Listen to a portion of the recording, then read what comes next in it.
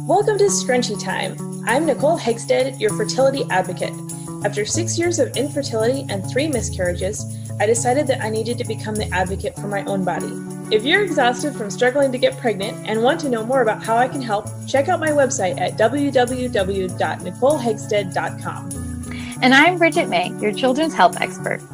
My son was born with a heart condition that led to 3 open heart surgeries, cath labs, a tracheostomy, and a ventilator. After being fed up with mixed opinions, I became my children's own advocate.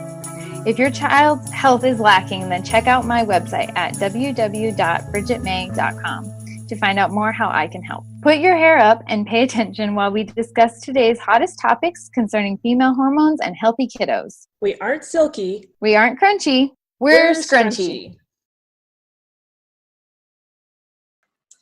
Hello and welcome back to Scrunchy Time. So I think this is our 8th episode and we're so excited that you're here.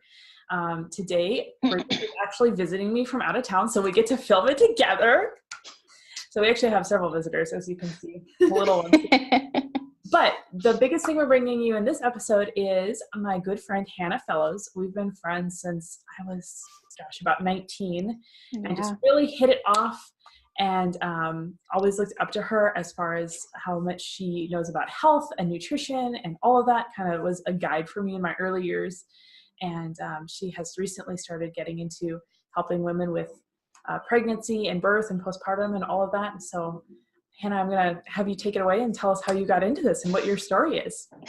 All right. So thank you again for having me. This is super exciting. I've never done anything like this. So yeah, this is just fantastic platform, and so excited with what you guys are doing. And yeah, it's just awesome to be a part of this team and be networking with you guys. So yeah, I this whole blogging and Instagramming, and hopefully more someday at some point, was just inspired by my own journey, really. I had a very, very hard postpartum experience that led me to so much introspective learning about my own anxiety and different things that I've dealt with my whole life, but it all culminated in my postpartum experience with my son, who was born 3 years ago, and then grieving miscarriage of my second child just over a year ago.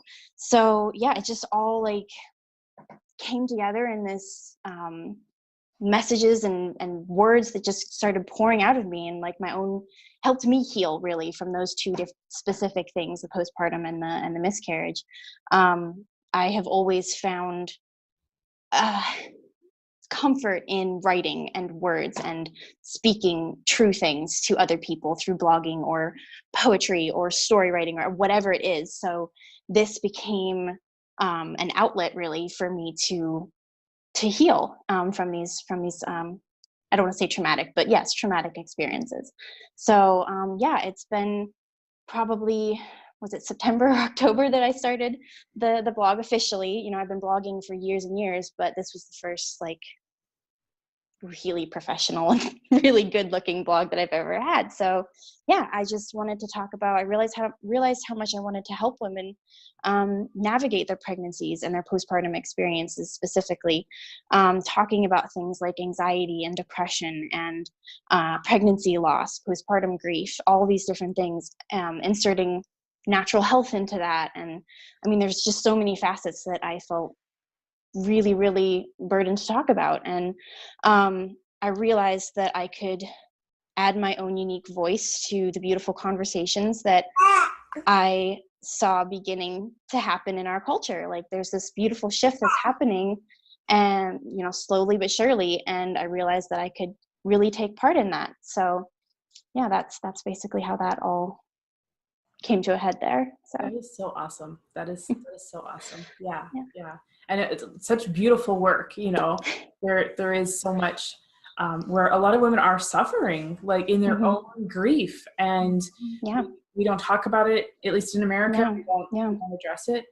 So I guess what is the biggest problem that you see with these things, with the postpartum, with miscarriage grief, things like that? I know there's not a lot of grief in pregnancy, but if you see a problem in there too, you can throw it. Right. Yeah. No, I mean, one of the main things that I've noticed just in the last few months of blogging and talking, and the past year of talking about my miscarriages, how many private messages I'm getting from just friends that are like, oh yeah, I had a miscarriage 5 or 6 years ago. I've had three, I've had three, or I just had a miscarriage this year, or, whatever the situation is.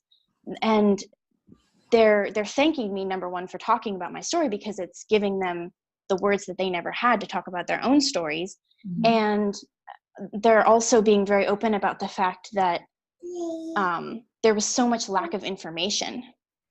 Several girls actually just in the last probably few months have mentioned to me that when they went in for an ultrasound and they found out that their baby was no longer alive, the doctor sent them home and was like, sorry, they were given no information.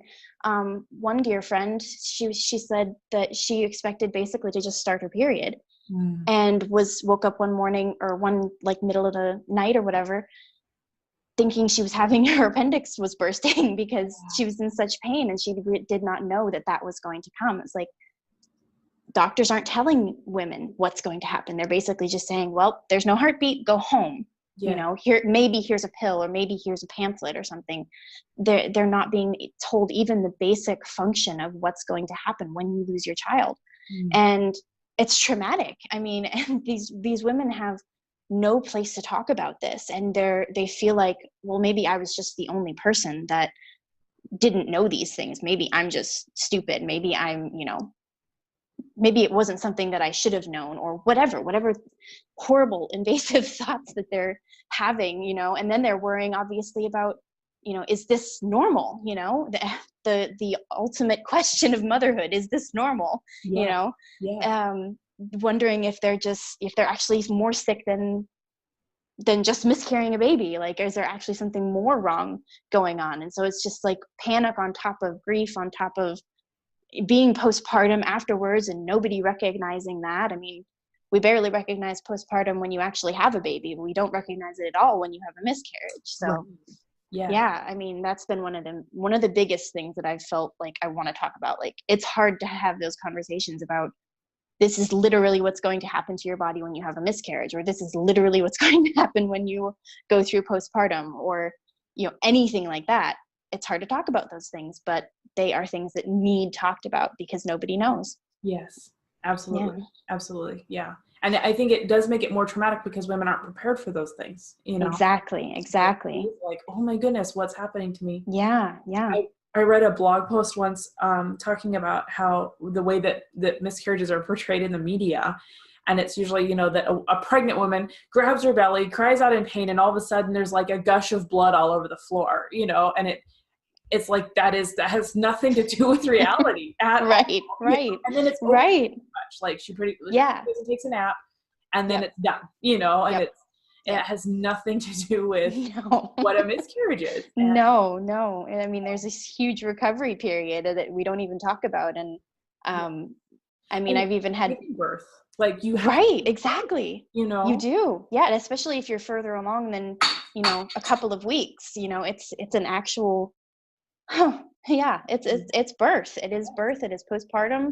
Yeah. But you're also grieving at the same time. And that is what makes it so incredibly difficult and so hard to navigate. So yes, just trying to add words to that and give people the words that they don't have to talk about that. So yes. Yeah.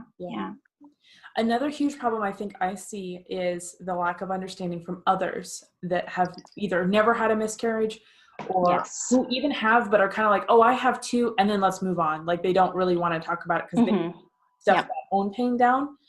So I guess if you have any advice for friends or family who know someone who's experiencing a miscarriage. This is actually, I'm so glad you asked that, because I literally just had 2 conversations in the last week with people who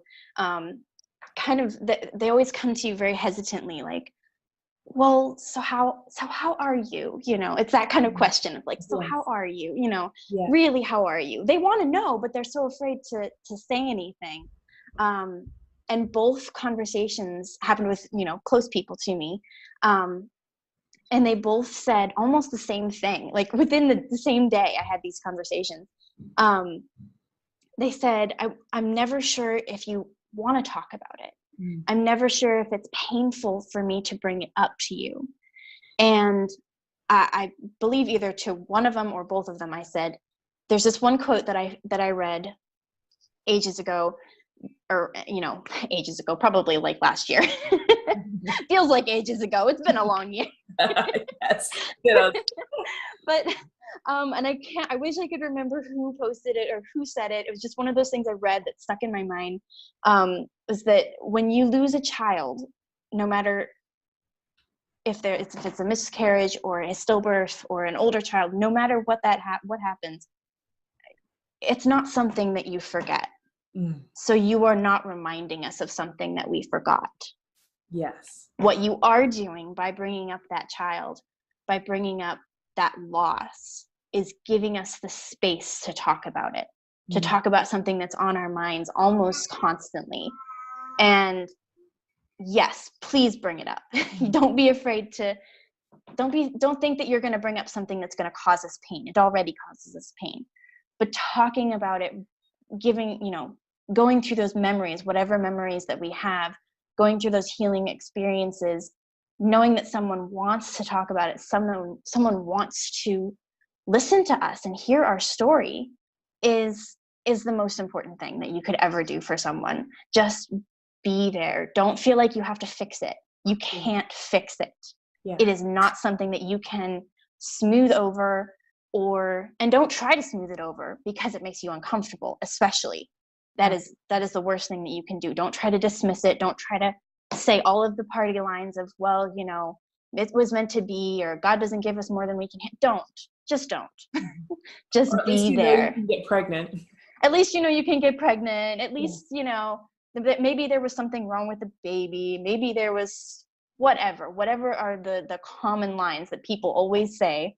Don't say those things. That's not what they need to hear. They need to hear things like, I was thinking about you and your baby and how old your baby would be now. Try to remember dates, try to remember important, like when they would have been due, or the day that they lost their baby. If you can remember that, or even the same month, if they miscarried in, like I miscarried in December. I had so many beautiful messages coming from loved ones saying, I thought about you today. How are you doing? Just checking up, making sure I was okay in my grieving process, Yes. And letting them have that space of just talking about it and being okay with talking about it. That I think is a huge shift that is happening in our culture and amongst, especially on social media, especially, thanks to Instagram, thanks to blogging, thanks to people like you and me and other people. Just watched a beautiful live video from Crystal Payne this morning. Money Saving Mom is her handle on Instagram. She's struggled with infertility and had beautiful words to say about that. And I was just like, this is it. This is what we need to be doing. This is what we need to be talking about, opening up to people and to each other, and just holding that space so that we can be comfortable talking about these things. Absolutely. Yes, I totally agree. I think the biggest fear I had, especially with my first, was that I would forget. And obviously I realize now that that's what's going to happen, and right. Especially, but like nobody else even knew really about our first miscarriage.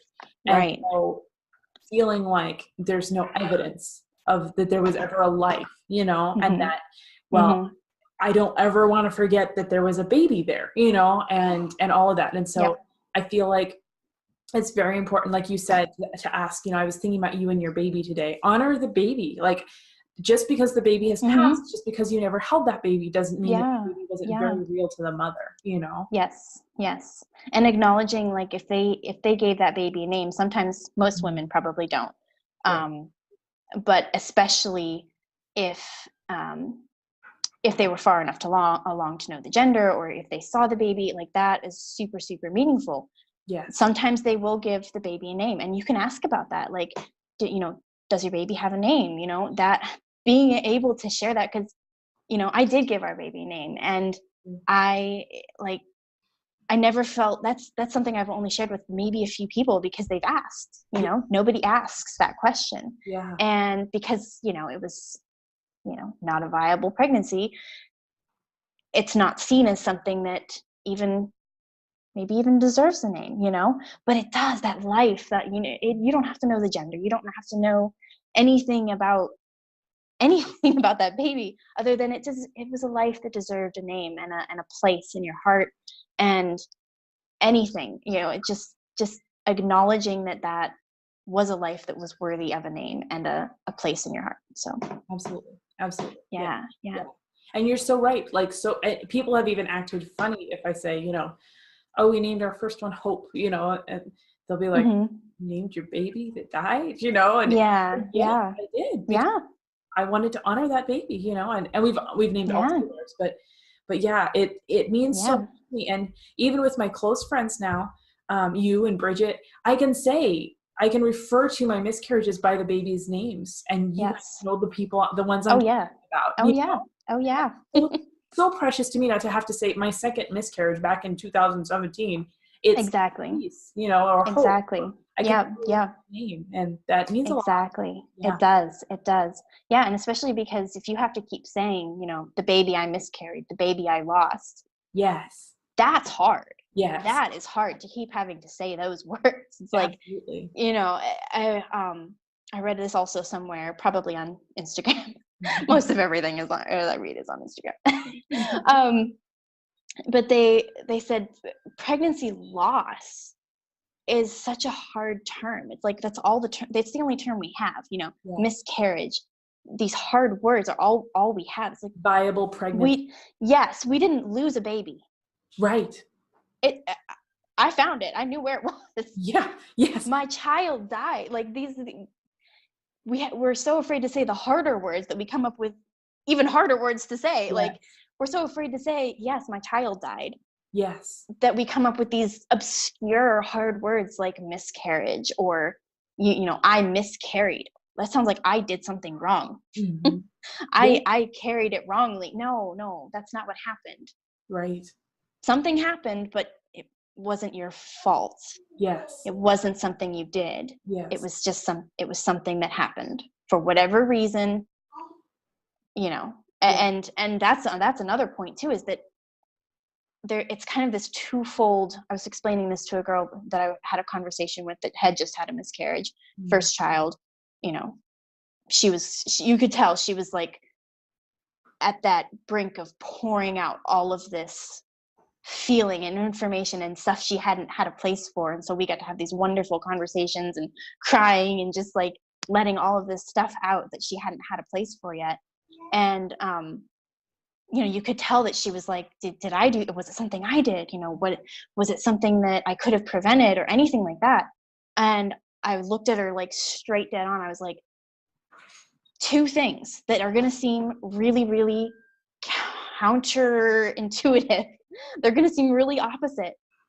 Number one, babies don't just die. Yes, there's a reason.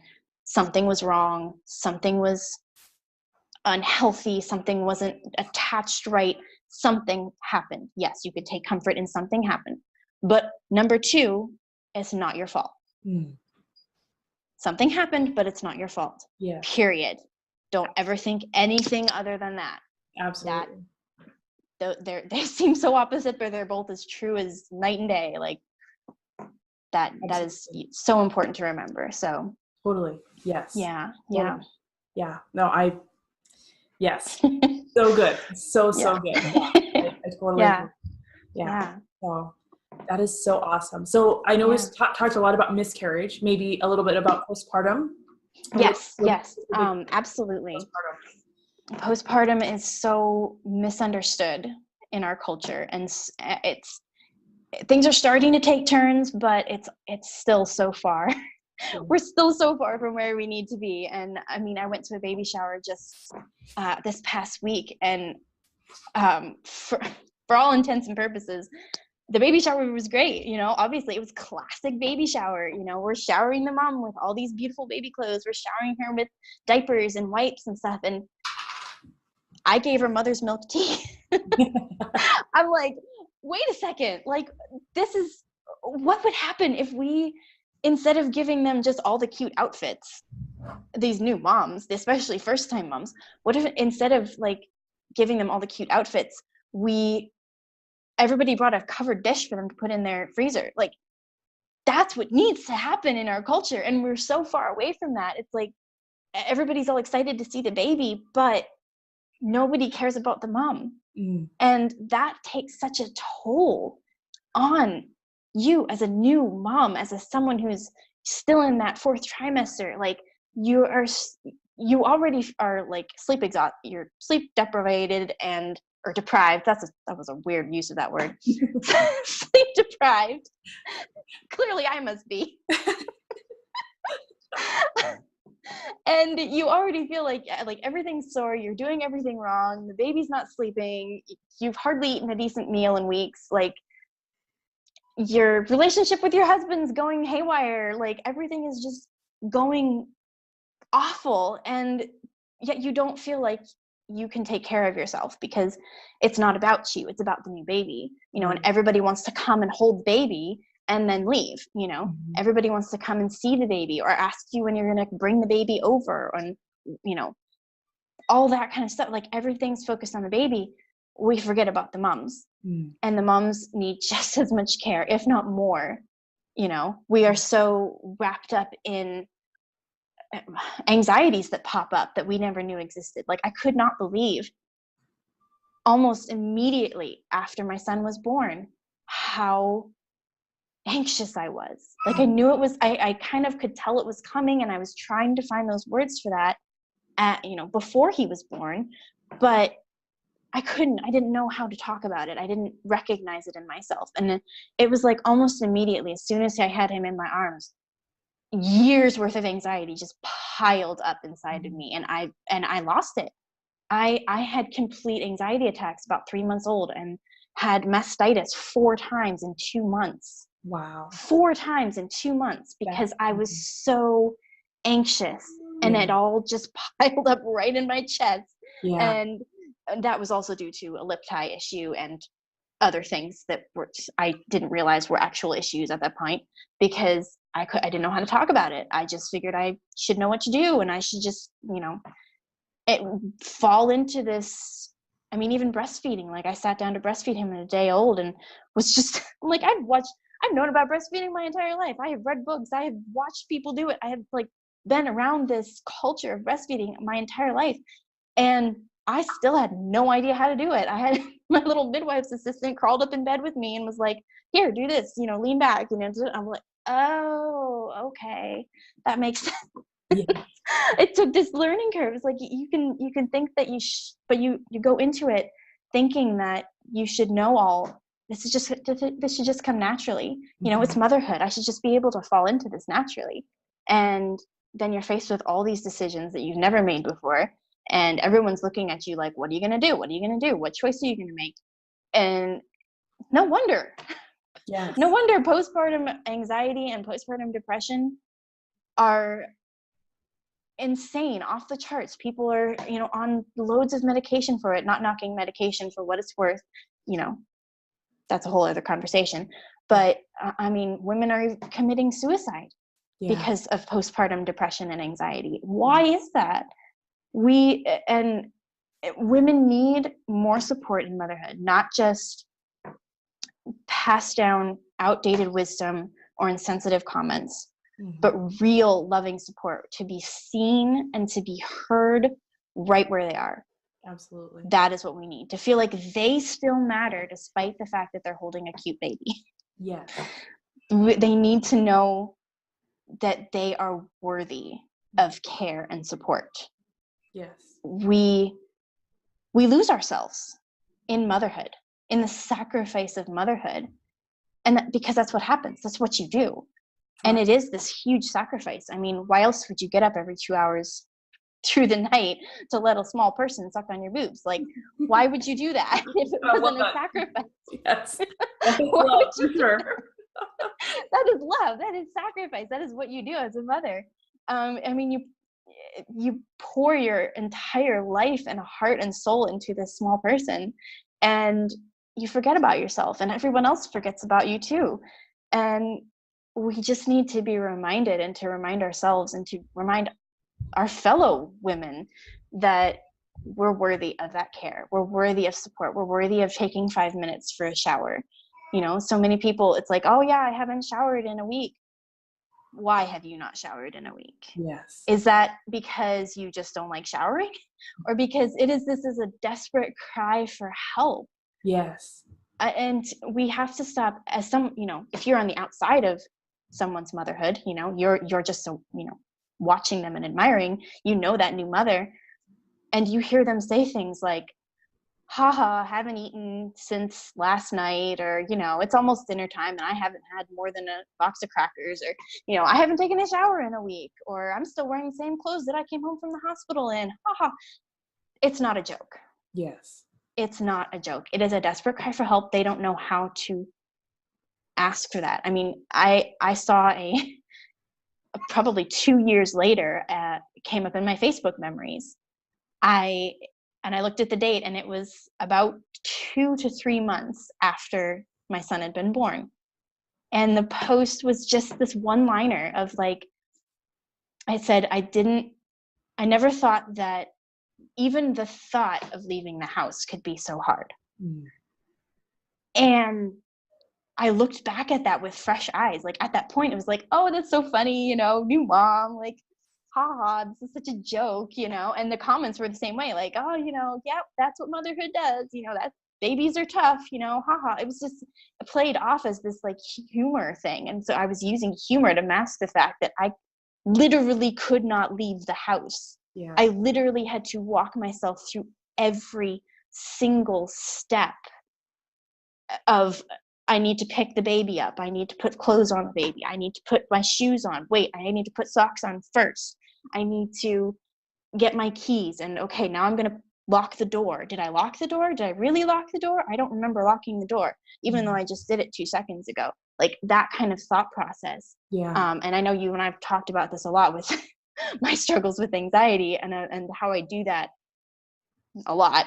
But motherhood just exacerbated that and turned it into something that I tried to use humor to get around. And I was really in this, what it really was a desperate cry for help. If someone had come and messaged me privately and been just like, hey, are you doing okay? Like, is everything all right?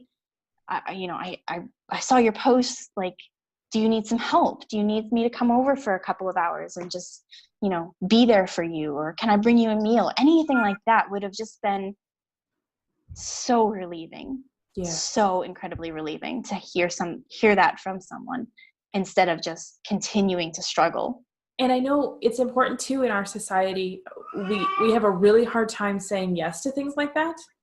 And Absolutely. so, like, even if you reach out to someone and they say no, I'm fine, you know, Yes. drop by, bring a meal, bring a cup of coffee, you know, and you don't need to be like, I was really worried about you. Just be like, I just wanted to stop by and see how you're doing, you know, like, make it about you, make it that you needed them, not, you know, not a worry thing, but like, don't take the no as the final answer. Clearly, like, again, in our society, we have a really hard time saying, yes, I need help, you know? And so I know I'm guilty of complaining about stuff, and people will offer, and I will say, oh, no, I'm good, I was just joking, you know? And then I go home and I'm like, oh, I really need help. Like, why didn't I say something? You know, I've never been through postpartum. So yeah, I've right. So don't take no as the final answer.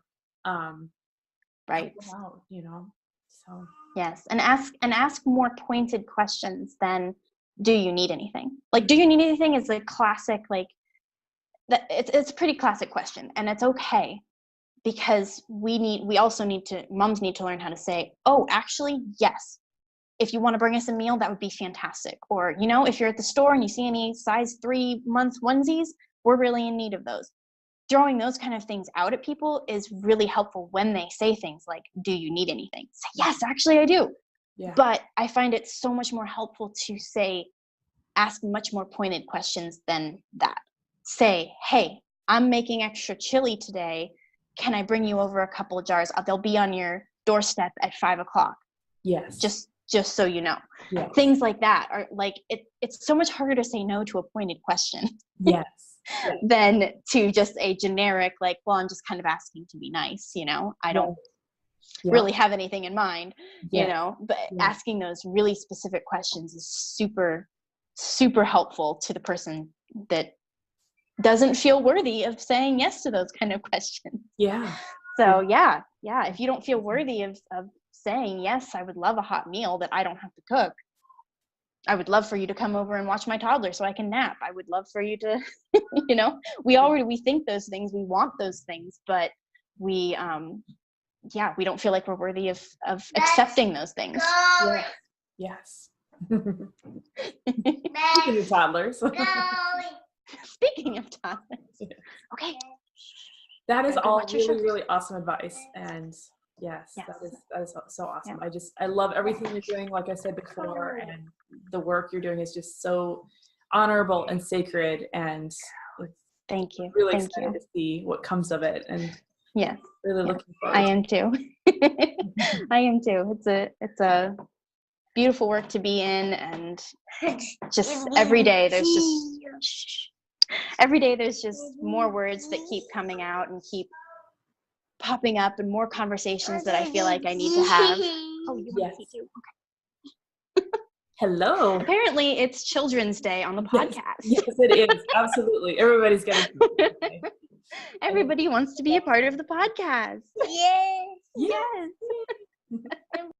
So how can people get a hold of you as far as your blogs go and stuff like that? Yeah. If you want to find out more about what I'm doing, blogging about, I am blogging at www.hannahefellows.com, and I'm on Instagram at hannahefellows, also on Facebook and Twitter as well. So you can find me at all of those locations, and we'll put the links and stuff to all of those in the show notes. So absolutely. Awesome. Cool. So if you're interested in learning more about what Hannah does and checking out her blog and all that, you can find the links below. Otherwise, we'll see you on the next episode. All right. Bye for now. Thanks for joining us on today's podcast. If you'd like to know more about our programs or watch the podcast in video form, you can visit our websites, where we also share links and resources concerning the different topics that we have discussed. Check me out at www.nicolehegstead.com. And check me out at www.bridgetmay.com. See you next time.